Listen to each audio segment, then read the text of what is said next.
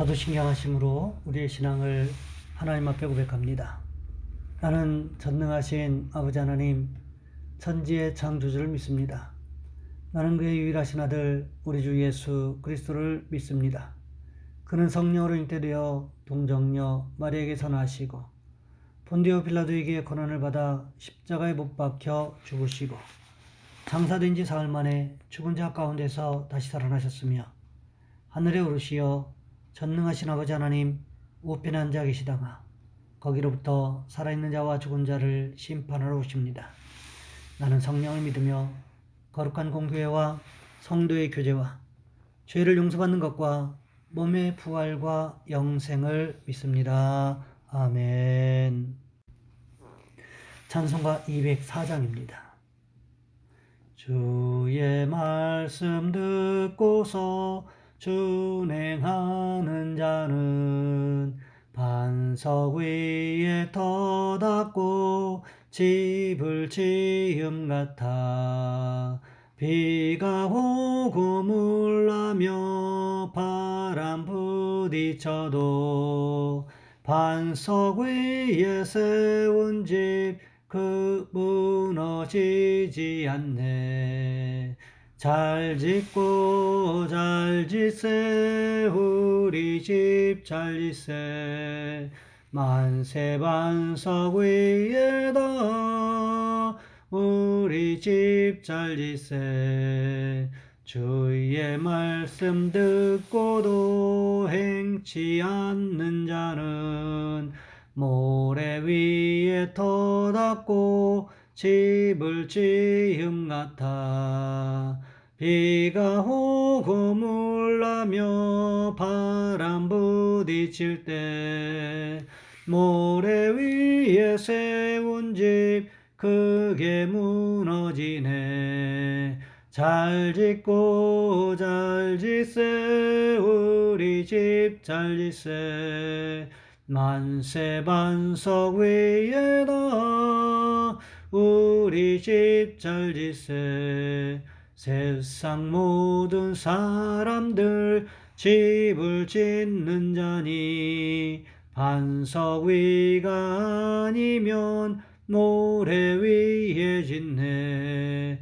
우리 구주 오셔서 지은 상을 줄 때 세운 공로 따라서 영영상 벌 주리. 잘 짓고 잘 짓세 우리 집 잘 짓세 만세 반석 위에다 우리 집 잘 짓세. 아멘. 오늘 말씀 요한복음 19장에서 보겠습니다. 요한복음 19장 17절로 22절까지 말씀입니다. 제가 봉독해 드립니다. 그들이 예수를 맡음에 예수께서 자기의 십자가를 지시고 해골 히브리 말로 골고다라 하는 곳에 나가시니 그들이 거기서 예수를 십자가에 못 박을새 다른 두 사람도 그와 함께 좌우편에 못 박으니 예수는 가운데 있더라. 빌라도가 배를 써서 십자가 위에 붙이니 나사렛 예수 유대인의 왕이라 기록되었더라. 예수께서 못 박히신 곳이 성에서 가까운 거로 많은 유대인이 이 배를 읽는데 히브리와 로마와 헬라 말로 기록되었더라. 유대인의 대제사장들이 빌라도에게 이르되 유대인의 왕이라 쓰지 말고 자칭 유대인의 왕이라 쓰라 하니 빌라도가 대답하되 내가 쓸 것을 썼다 아니라. 아멘. 오늘 본문의 말씀을 가지고 사명을 감당하려면 이라는 제목으로 함께 말씀을 살펴보겠습니다. 탁월한 이야기꾼이며 동기부여가인 호아킴 대 포사다가 지은 책이지요. 한국어판으로는 마시멜로 이야기라고 번역되었지만 사실 이 책의 원 제목을 직역하면 아직은 마시멜로를 먹지 말라입니다. 이 책은 미국 스탠포드 대학의 윌터 미셸 교수의 마시멜로 테스트, 일명 마시멜로 실험의 연구 결과가 주는 교훈을 설명하기 위해서 쓰여진 책입니다. 이 실험은 1966년에 실시되었습니다. 3시간 정도 아무것도 먹지 않은 4살짜리 아이들을 한 방에 한 명씩 들어가게 한 후에 마시멜로를 한 봉지씩 주었습니다. 그리고 이렇게 말했습니다. 너는 이 마시멜로를 당장 먹을 수도 있고 15분 후에 먹을 수도 있어. 그런데 15분 후에 먹으면 상으로 한 봉지를 더 줄 거야. 이렇게 말입니다. 이 실험의 이름은 만족유예라고 합니다. 자신의 욕망을 자제하고 유혹을 절제하고 참아내는 인내심을 시험하는 것이지요. 어떤 결과가 나왔을까요? 예상하셨겠지만 70%의 아이가 참지 못하고 먹어버렸습니다. 그런데 30%의 아이들이 잘 참아 또 하나의 마시멜로를 상으로 얻었습니다. 더 재밌는 것은 15년이 지난 후 월터 미셸 교수는 그 실험에 참여했던 아이들을 다시 역추적해서 조사한 것입니다. 그렇게 조사했더니 인내하지 못했던 아이와 인내했던 아이는 확연한 차이를 나타냈습니다. 인내했던 아이일수록 학교 성적이 월등했을 뿐만 아니라 모범적인 우등생이었고 SAT에서도 평균 210점 이상 앞섰다고 합니다. 여러분, 인내는 축복입니다. 인내는 능력입니다. 인내는 세상 사람들과 다른 인생, 오직 믿음으로 살게 하는 하나님의 능력입니다. 그러하게 성경은 한결같이 인내를 강조합니다. 오늘 본문에도 보시기 바랍니다. 우리 주님 얼마나 억울하셨겠습니까? 예수님께서 무슨 나쁜 일을 도모하신 적이 단 한 번이라도 있으셨다면 덜 억울하셨을 것입니다. 예수님은 하늘나라 복음을 전하고 회개의 복음을 전하고 병든 자를 고치고 죽은 자를 살리시는 사역을 하셨습니다. 뿐만 아니라 예수님께서 성경이 계시한 메시아라는 사실을 전하셨고 하나님의 말씀을 하나님의 말씀답게 가르치셨습니다. 그럼에도 불구하고 우리 주님께서 대제사장들과 서기관들, 백성의 장로들의 모험을 받으셨습니다. 사실 우리도 그렇지 않습니까? 하지도 않은 말을 했다는 소문이 돌고 돌아서 내 귀에도 들려온다. 어떤 생각이 들 것 같으십니까? 하지도 않은 일을 했다는 헛소문이 돌고 돌아서 우리 집에 들려온다. 어떤 행동을 취하실 것 같으십니까? 아마 억울해서 몇 날 며칠 잠을 못 주무시는 분들도 계실 것입니다. 억장이 무너지는 것 같고 가슴이 답답해서 거의 미칠 지경에 이르는 분도 계실지 모르겠습니다. 그런데 그것이 결코 큰 일이 아니더라는 거지요. 작은 일들로 인해서 이렇게 힘들고 어려운 일들이 우리에게 다가온다는 것입니다. 그럴 때 우리는 어떻게 해오셨습니까? 예수 믿는 사람이기 때문에 참고 견디셨습니까? 아니면 다른 사람들과 똑같이 행동해 오셨습니까? 하지만 우리 주님 어떻게 하셨는가 하는 것입니다. 우리 주님도 얼마나 하실 말씀이 많으셨겠습니까? 그러나 우리 주님 당신을 위한 변호의 말을 단 한마디도 하지 않으셨다는 거지요. 얼마든지 증인들을 세울 수가 있었고 얼마든지 거짓 증인들에게 반박할 수 있는 증거들이 있었습니다. 그럼에도 불구하고 십자가의 길을 걸어가시는 동안에 단 한 말씀도 하지 않으셨습니다. 성경은 어떻게 하셨다고 말씀하고 있습니까? 마태복음 12장 19절 말씀에 보시면 이사야서를 인용하여 이렇게 말씀하고 있습니다. 그는 다투지도 아니하며 들리지도 아니하리니 아무도 길에서 그 소리를 듣지 못하리라. 여기서 들레다라는 말은 야단스럽게 떠들다라는 뜻을 가지고 있습니다. 예수님께서 십자가의 길을 가실 때에 사람들과 다투지도 아니하시고 자신을 변호하기 위해서 야단스럽게 떠들지도 아니할 것이라고 이사야 선지자는 예언하고 있다는 거죠. 이 말씀이 실제로 오늘 본문의 십자가의 길에서 재현되고 있지 않습니까? 이렇게 다투지도 아니하며 들리지도 아니할 수 있었던 이유가 어디에 있었을까요? 우리 주님께서 끝까지 인내하셨기 때문에 그렇습니다. 오늘 본문에 보시면 예수님께서 십자가에 못 박히신 것을 볼 수가 있습니다.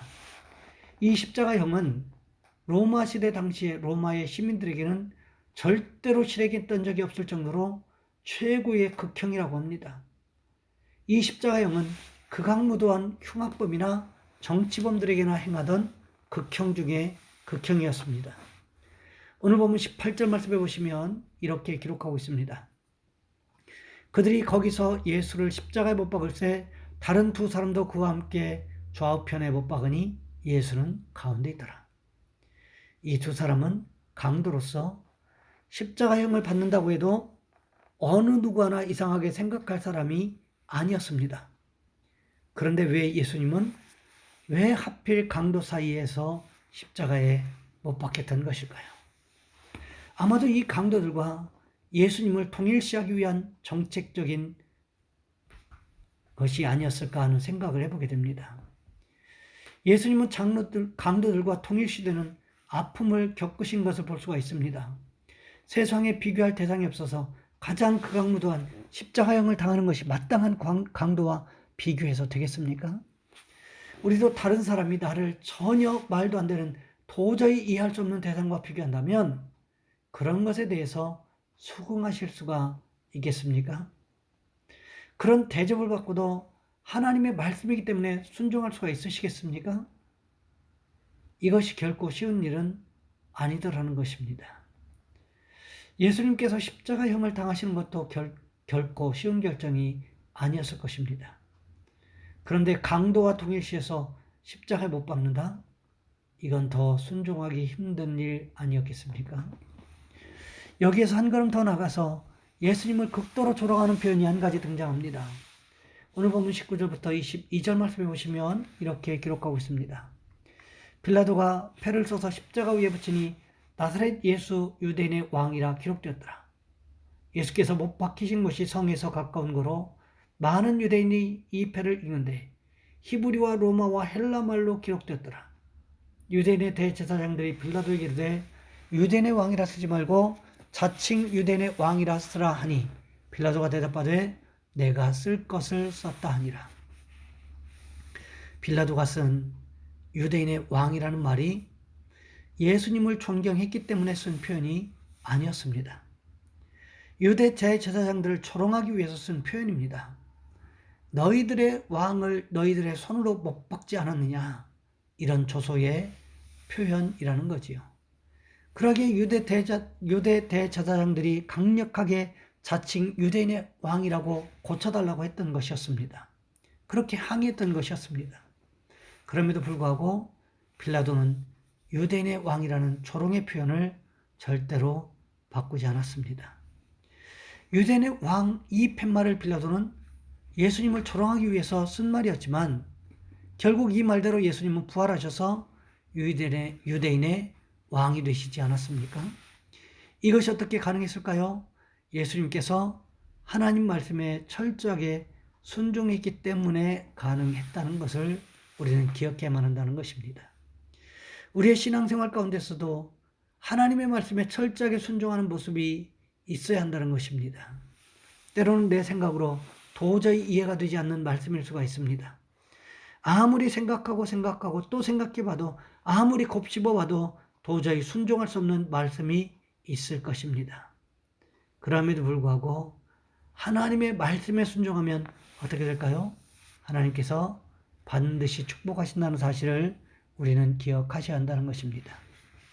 예수님의 십자가의 순종은 십자가로 끝난 것이 아니었습니다.